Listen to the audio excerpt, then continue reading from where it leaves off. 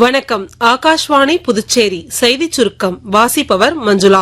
பிரதமரின் ஜன்தன் யோஜனா இன்றுடன் 12 ஆண்டுகள் நிறைவு செய்துள்ளது. 2014ஆம் ஆண்டு இதே நாளில் பிரதமர் திரு நரேந்திர மோடியால் தொடங்கப்பட்ட இத்திட்டம் நாட்டின் நிதி சேர்க்கை சூழலை மாற்றியமைப்பதில் ஒரு முக்கிய மைல்கல்லாக அமைந்திருக்கிறது. இதனைத் தொடர்ந்து பிரதமர் திரு நரேந்திர மோடி கூறுகையில், இத்திட்டத்தின் கீழ் இதுவரை 59 கோடிக்கும் அதிகமான கணக்குகள் தொடங்கப்பட்டுள்ளன எனவும் மொத்தம் 3,17,000 கோடி ரூபாய் டெபாசிட் செய்யப்பட்டுள்ளது என்றும் தெரிவித்தார். மேலும் உலகின் மிகப்பெரிய நிதி உள்ளடக்க முயற்சியாக அனைத்து இந்தியர்களுக்கும் வங்கி சேவையை வழங்கும் திட்டமாக இது அமைந்தது என்றும் குறிப்பிட்டுள்ளார்.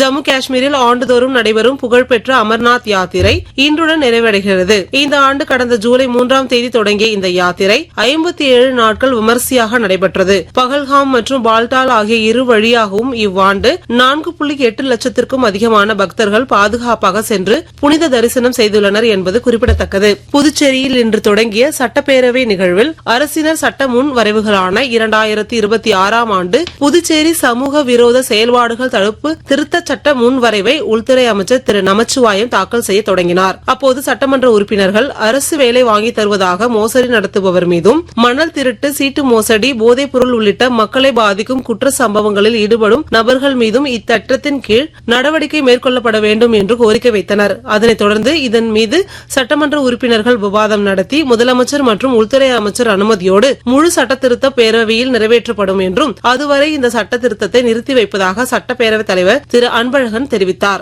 கேரள மாநிலம் சபரிமலையில் உள்ள புகழ்பெற்ற ஐயப்பன் கோவிலில் ஓணம் பண்டிகை நிறைவடைந்ததை அடுத்து இன்று இரவு 10 மணிக்கு நடை அடைக்கப்படும். ஓணம் திருவிழா காலத்தில் இக்கோவிலில் பக்தர்கள் வருகை அதிக அளவில் இருந்தது. மாதாந்திர பூஜைகளுக்காக கோவில் வரும் செப்டம்பர் 16ஆம் தேதி மாலை 5 மணிக்கு மீண்டும் திறக்கப்படும் என்று தெரிவிக்கப்பட்டுள்ளது. இத்துடன் இந்த செய்திச் சுருக்கம் நிறைவு பெறுகிறது.